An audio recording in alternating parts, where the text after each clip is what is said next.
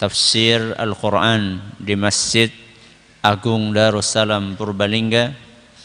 Kita berharap semoga Allah Subhanahu wa Ta'ala berkenan untuk melimpahkan kepada kita semuanya ilmu yang bermanfaat, sehingga bisa kita amalkan sebagai bekal untuk menghadap kepada Allah Jalla wa'ala. Amin. Salat dan salam semoga senantiasa tercurahkan kepada junjungan kita Nabi Agung Muhammad sallallahu alaihi wasallam, pada keluarganya, sahabatnya, dan umatnya yang setia mengikuti tuntunannya hingga di akhir nanti. Seperti biasanya, sebelum kita mengawali pengajian malam hari ini, kita akan membaca surat yang mulia, surat Al-A'la. Semoga Allah Subhanahu wa Ta'ala memberkahi majelis kita. A'udzu billahi minasy syaithanir rajim.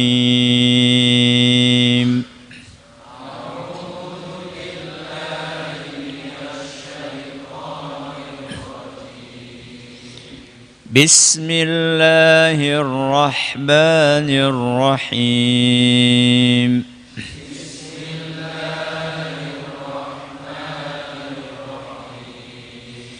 سبح اسم ربك الأعلى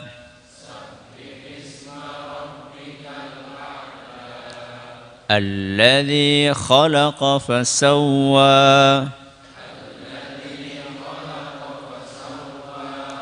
والذي قدر فهدى والذي أخرج المرعى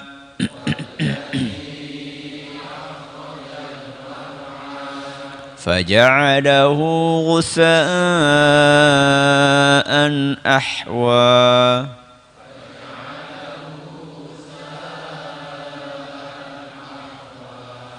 سنقرئك فلا تنسى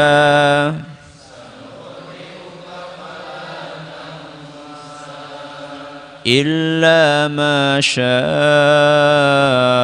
الله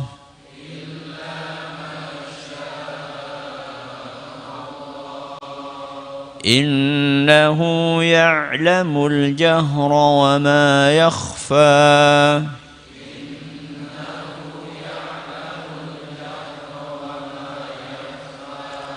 ونيسرك لليسرى فذكر إن نفعت الذكرى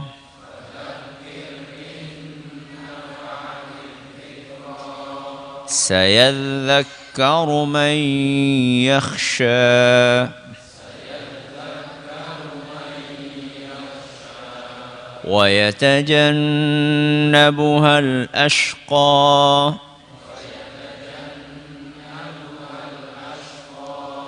الذي يصلى النار الكبرى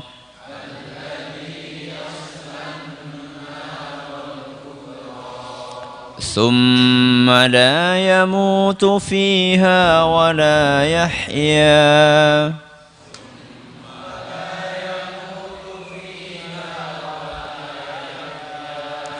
قد أفلح من تزكى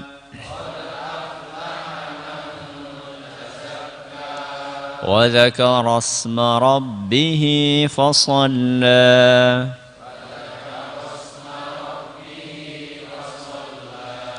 بل تؤثرون الحياة الدنيا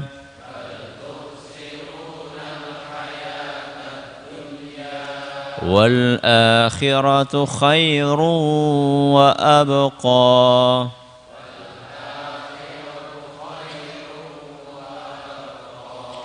إن هذا لفي الصحف الأولى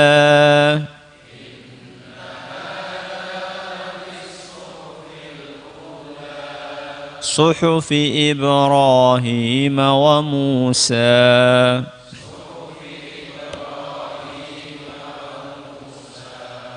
Para hadirin dan hadirat sekalian yang kami hormati, dan juga segenap pendengar Radio Insani 88.8 FM di Purbalingga, Purwokerto, Banyumas, Banjarnegara, Wonosobo, Cilacap, Kebumen dan sekitarnya. Para pendengar Radio Bas FM di Solo Tigo dan sekitarnya, para pendengar Radio Roja di Jakarta, di Bandung, di Lampung, di Berau, dimanapun Anda berada. Para pendengar Radio Al-Hikmah di Banyuwangi dan sekitarnya, radio kita di Cirebon dan sekitarnya, serta para pemirsa Roja TV, Yufid TV, dan Niaga TV yang mudah-mudahan senantiasa dirahmati oleh Allah Azza wa Jalla. Ayat yang terakhir kita bahas pada pertemuan yang lalu adalah ayat ke-3. Malam hari ini kita akan melanjutkan ayat berikutnya. Namun malam ini kita akan sekaligus membahas 2 ayat. Berarti malam ini kita akan membahas ayat ke-4 dan ayat ke-5. Apa bunyinya? Walladzi akhrajal mar'a faja'alahu ghutha'an ahwa. Walladzi akhrajal mar'ah, dialah Allah yang menumbuhkan tetumbuhan. Dialah Allah yang menumbuhkan tetumbuhan. Faja'alahu, kemudian Allah menjadikannya ghutha'an ahwa. Allah menjadikannya kering, kehitam-hitaman. Kita ulangi, walladzi akhrajal mar'a, dialah Allah yang menumbuhkan tetumbuhan. Tidak lama kemudian Allah menjadikan tetumbuhan itu menjadi kering, kehitam-hitaman. Baik. Di dalam ayat ini Allah masih menjelaskan kepada kita tentang kehebatan kekuasaannya. Di antara kehebatan Allah, dialah yang menumbuhkan tetumbuhan. Berarti yang membuat pohon bisa tumbuh siapa? Allah. Loh, kita cuma nanam. Petani itu cuma nanam benih. Yang menumbuhkannya jadi pohon padi siapa? Allah. Manusia itu cuma nanam, yang menumbuhkan Allah. Buktinya apa? Buktinya betapa sering manusia menanam benih atau menanam pohon tapi gagal, tidak tumbuh. Di sisi lain, betapa banyak tetumbuhan dan pohon-pohonan yang tidak ditanam oleh manusia tumbuh. Gini buatan?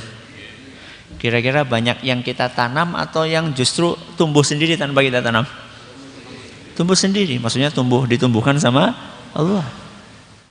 Contohnya apa? Ya aja suket disit gede disit apa ya gue? Subhanallah. Hutan. Ya. Hutan di Kalimantan itu pohon-pohon raksasa itu siapa yang nanam? Jenengan. Manusia kerjanya cuma nghabisi hutan aja. Ya. Di Amazon pohon-pohon raksasa itu siapa yang nanam? Dulu di pelajaran biologi kita belajar ada pohon paling besar, paling tinggi sedunia. Namanya pohon sequoia. Angel banget. Sequoia ya. Pohon ini tingginya 115 meter. Allahu Akbar. Kalau masjidnya dua nanti, dua apa nih? Ini masjid berapa tingginya? Ya. Itu siapa yang nanam? Firaun. Itu sudah ribuan tahun umurnya. Ya. Ada pohon yang lain, namanya pohon General Sherman. Ini pohon umurnya sudah 2100 tahun. Berarti sudah berapa generasi itu? 2100 tahun. Sekarang tahun berapa? 2000. Lebih tua daripada tahun Masehi. 2100 tahun. Diameternya berapa? 31 meter. Diameternya. Jadi pohon diameter tengahnya itu berapa? 31 meter. Wong piran jajal. Ya. Ini yang nanam siapa? Ya. Jadi yang menumbuhkan tumbuhan itu bukan kita. Yang menumbuhkannya adalah Allah. Dan yang Allah tumbuhkan di muka bumi ini macam-macam. Ada yang hijau, ada yang kuning, ada yang merah, ada yang coklat, ada yang pink, ada yang oranye, ada yang biru. Biru ada? Ada. Mawar biru? Ya. Subhanallah. Allahu Akbar. Masya Allah. Tabarakallah. Walladhi akhrajal mar'a. Makanya para ulama ketika menafsirkan al-mar'a itu mereka menafsirkannya dengan an-nabat, tumbuhan. Jadi bukan hanya rumput. Bukan hanya rumput. Salah satu jenis tumbuhan itu adalah rumput. Walladzi akhrajal mar'a, dialah Allah yang menumbuhkan tumbuhan. Jadi yang menumbuhkan siapa? Allah. Buktinya manusia itu banyak yang dia tanam ternyata enggak tumbuh. Dan banyak yang tidak dia tanam ternyata tumbuh. Dari yang gede-gede kayak pohon-pohon raksasa tadi sampai yang kecil-kecil. Nopo? Suket, rumput. Banyak di antara kita nggak pernah nanam rumput. Tahu-tahu di kanan, di kiri, di depan, di belakang tumbuh apa? Rumput. Ada manfaatnya? Rumput ada manfaatnya? Buat siapa? Kambing? Tok? Manusia? Makan rumput?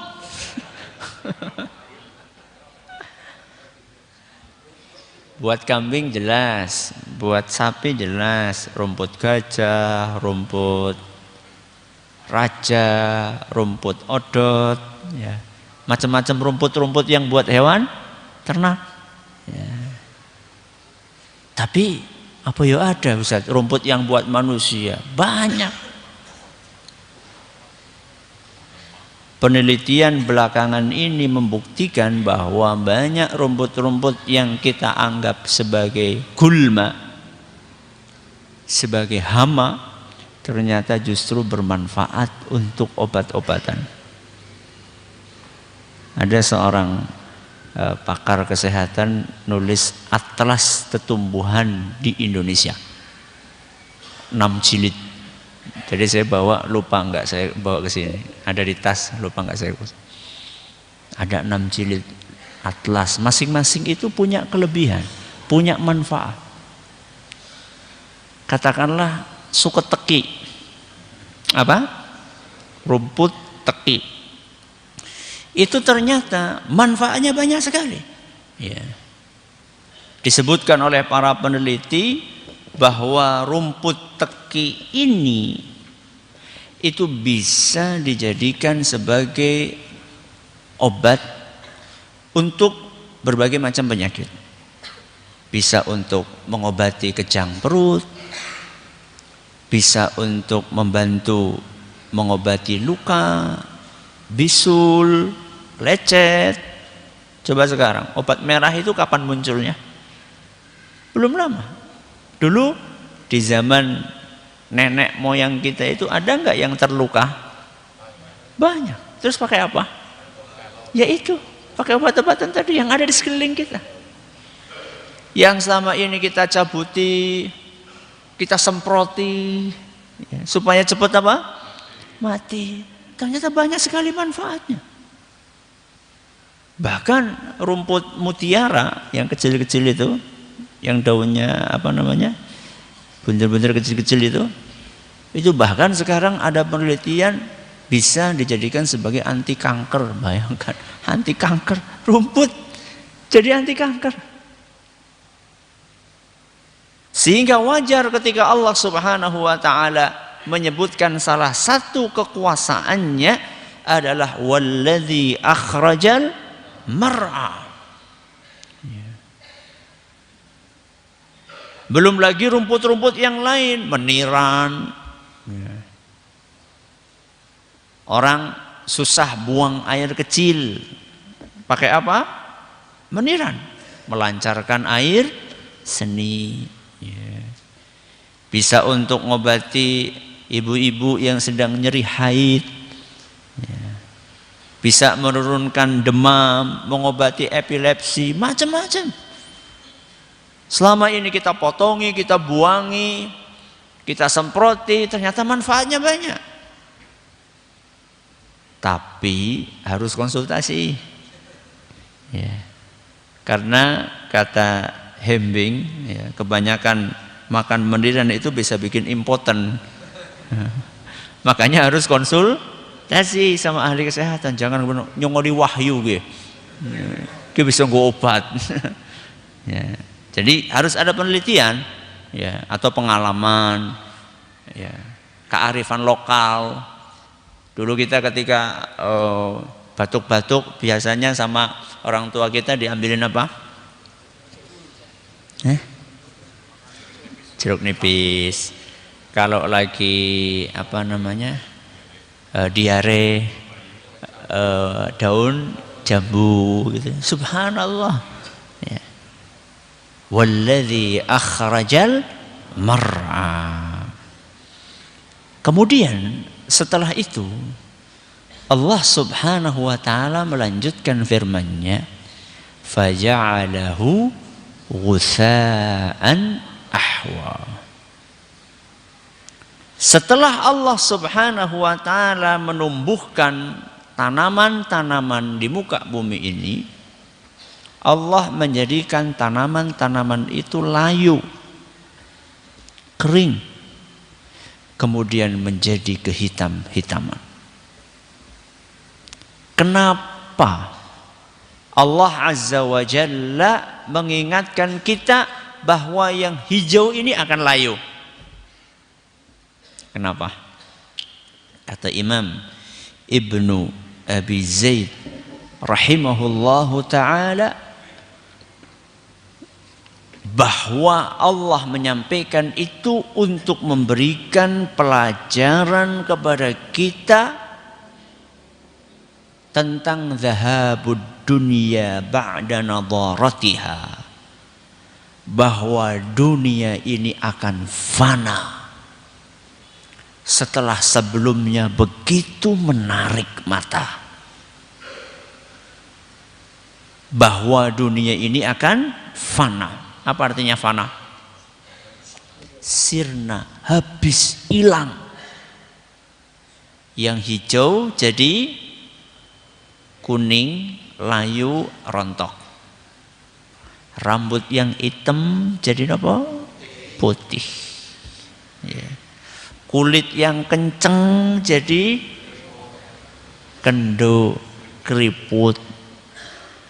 Apalagi? Apa maning? Badan yang kuat jadi bungkuk, ringkih.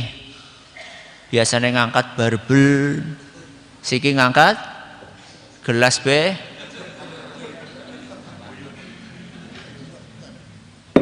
Berat mana barbel sama gelas? Hah? Jelas berat barbelnya. Dulu ngangkat barbel sekian kuat, sekarang ngangkat gelas aja nggak bisa, atau gemeteran buyutan. Semuanya akan berakhir. Ya. Dulu panjenengan beli mobil dulu tahun 70 mobil mewah, sekarang rongsok. Ya. Dahulu tahun itu jenengan wah paling sugih. Ya. Sekarang mobil itu sudah masuk gudang, masuk museum sudah. Ya. Tidak ada yang abadi. Yang kita miliki tidak ada yang abadi. Kehidupan pasti akan berakhir dengan kematian. Besi-besi yang kokoh itu lama-lama akan berkarat, lama-lama akan hancur. Allah Subhanahu wa taala mengingatkan dalam surat An-Nahl ayat 96. Surat apa? An-Nahl ayat 96. Ma indakum yanfad. Apa yang kalian miliki, apa yang ada di tangan kalian, yanfad, habis. Sebanyak apapun duit yang kita miliki, kata orang duitnya kayak tisu, saben dicukut ana maning sore. Ya saya nggak akan habiskan. Duitnya kayak tisu. Ada lagi mengatakan orang anak serine, bukan nggak ada nolnya, nggak ada apa serinya. Ini yang katanya duitnya itu kayak tisu, nek dicukut terus apa? Habis juga. Siapa bilang nggak akan habis? Ma indakum yanfad. Yang ada di tangan kalian itu akan habis.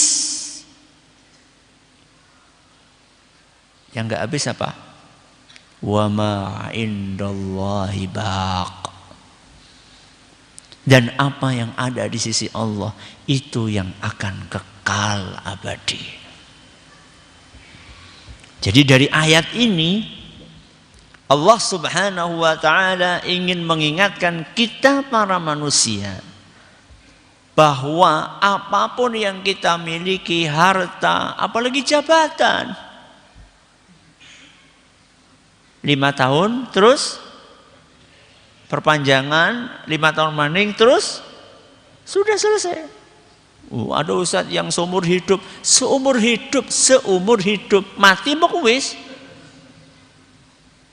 Sekalipun mereka yang bisa memperpanjang, mengamandemen undang-undang supaya dia bisa lebih lama lagi berkuasa, itu pun juga bakalan selesai. Apa ada raja seumur hidup? Maksudnya seumur hidup kan nganti orang mati gitu loh. Ada enggak? Enggak ada. Ma indakum yanfad. Yang kalian miliki akan habis. Allah kasih kita ilustrasi dengan sesuatu yang dekat dengan kita, di kanan dan kiri kita. Coba setiap hari berapa daun kuning yang rontok dari pohon yang ada di samping kita? Berapa? Ratusan daun. Kenapa kita tidak mengambil pelajaran?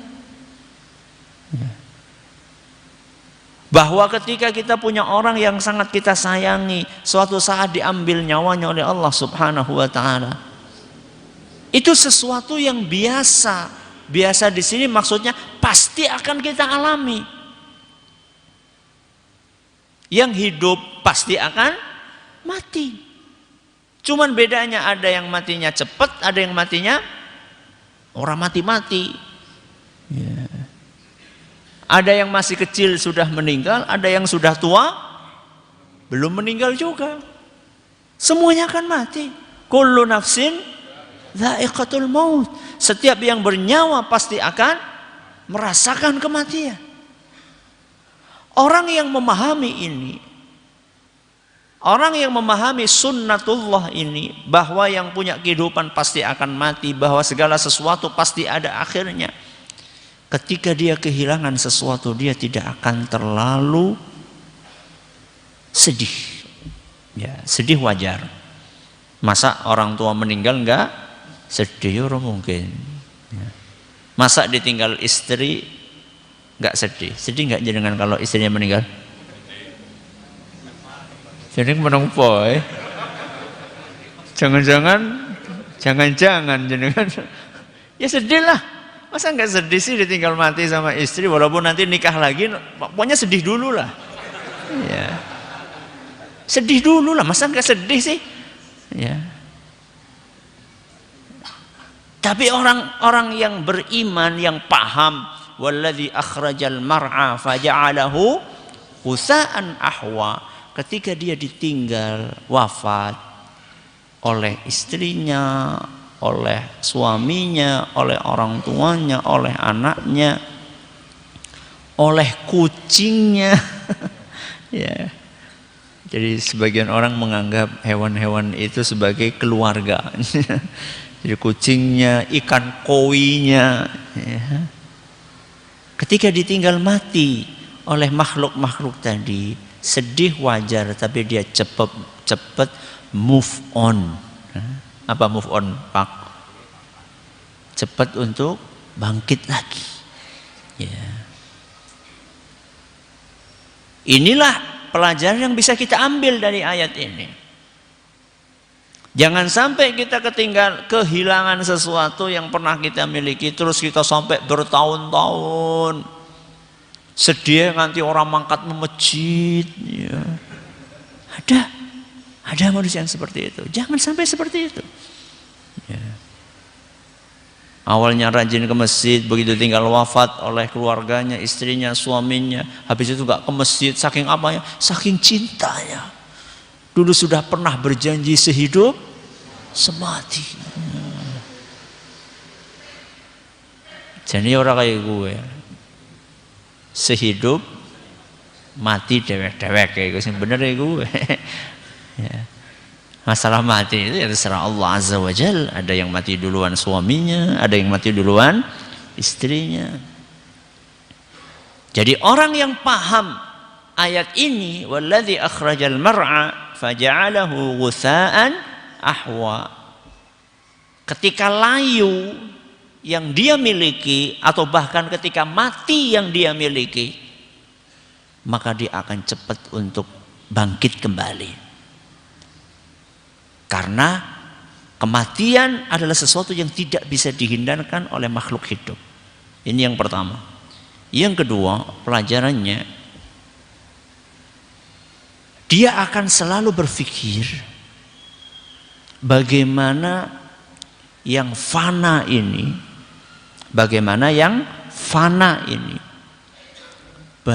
bisa diolah menjadi sesuatu yang abadi.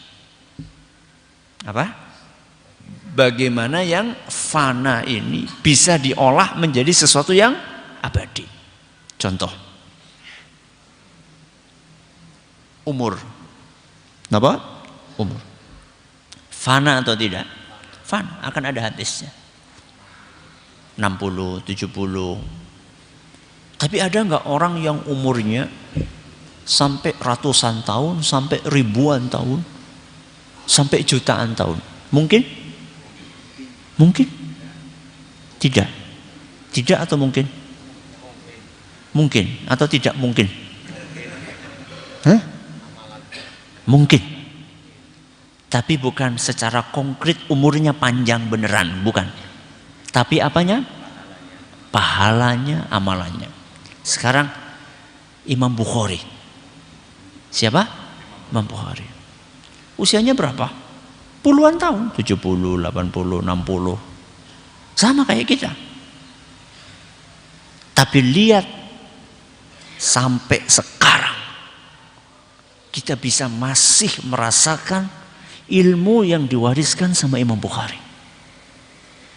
Padahal beliau sudah wafat sekitar 12 abad yang lalu. Sudah 1200 tahun yang lalu. Sekarang kita masih bisa menikmati ilmu yang diwariskan oleh Imam Bukhari.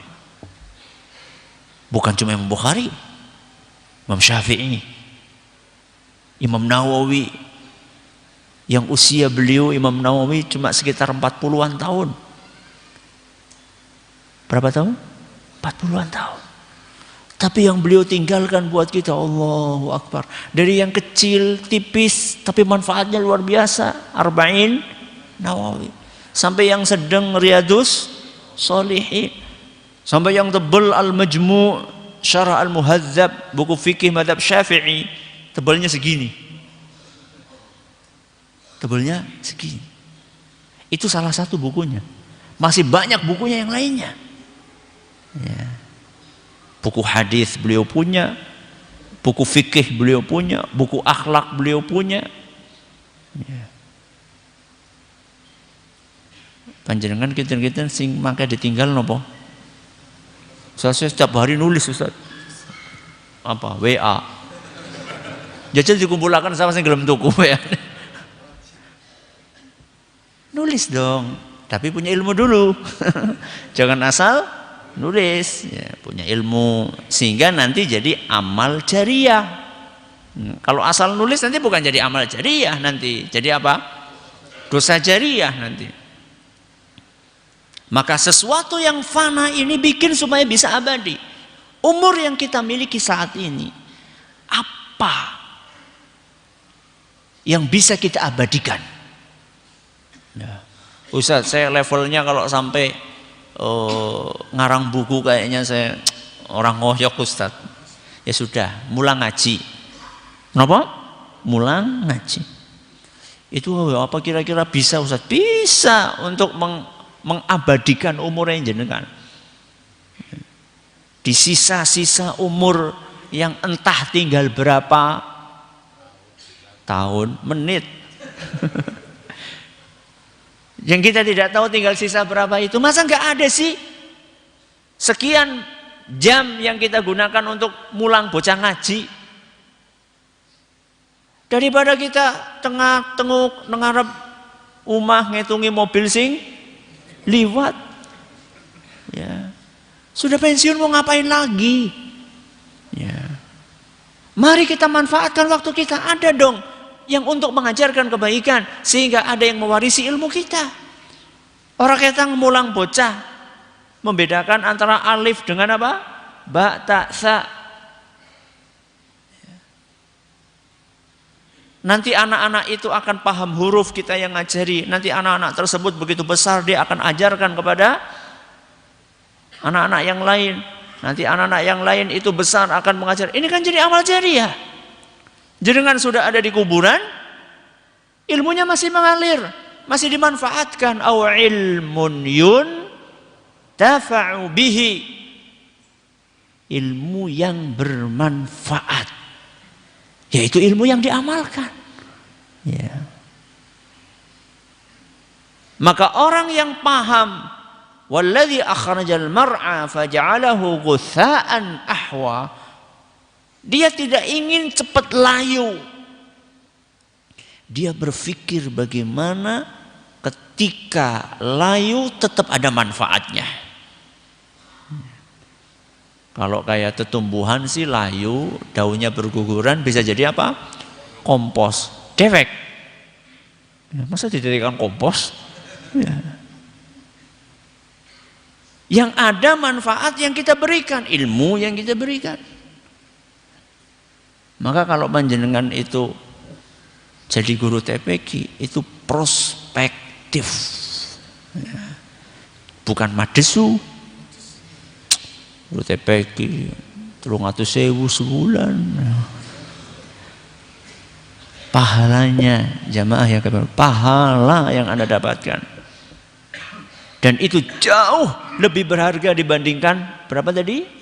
300.000. Jangankan 300.000, 1 juta pun Gak ada apa-apanya dibandingkan dengan pahala yang insya Allah akan mengalir selama ilmu yang kita ajarkan itu masih dimanfaatkan oleh murid-murid kita. Oke, itu namanya mengolah sesuatu yang fana menjadi abadi, umur. Ada lagi Ustadz? Ada apa? Harta. Kenapa? Harta. Sangat memprihatinkan. Kasihan banget orang-orang yang kerja peras keringat banting tulang. Kerja, numpuk apa? Duit.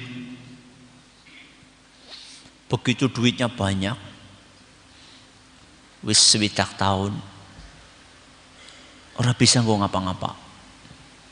Pengen tuku panganan enak, rolih gula, rolih daging, rolih apa maning? Emping, berolih emping.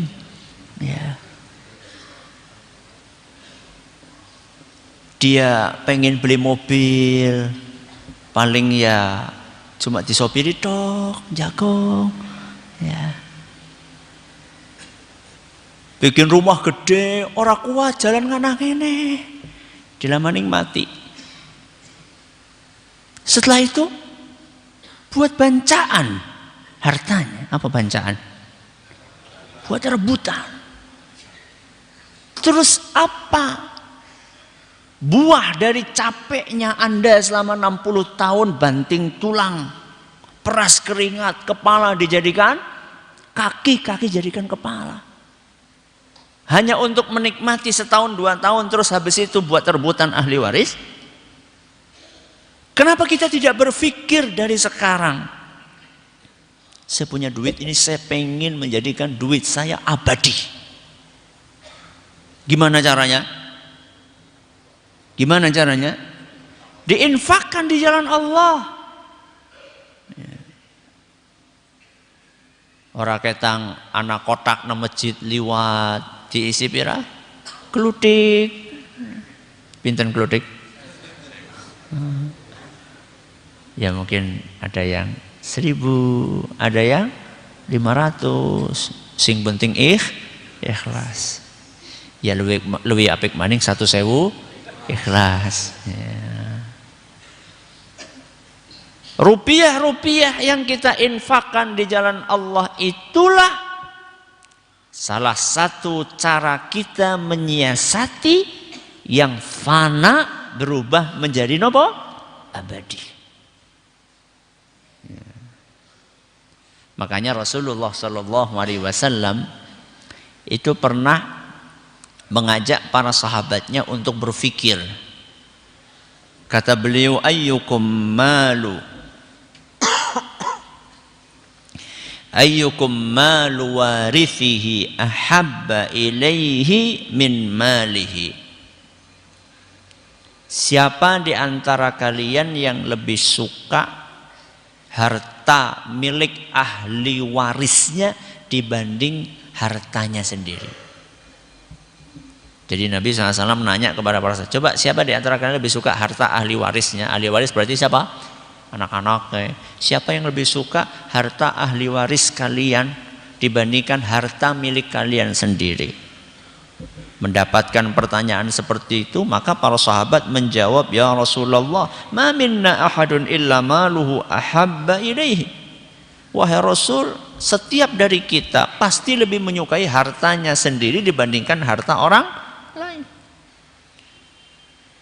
Sebanyak apapun harta orang lain, semewah apapun harta orang lain, kita lebih tetap suka harta sendiri. Kenapa? Karena harta sendiri bisa kita manfaatkan. Kalau harta orang lain tidak bisa kita, bukan milik kita kok. Kemudian kata Nabi sallallahu alaihi wasallam, fa inna malahu ma qaddam wa malu warithihi ma akhar. Ketahuilah, sesungguhnya harta kalian yang hakiki adalah harta yang telah kalian keluar keluarkan saat kalian masih hidup.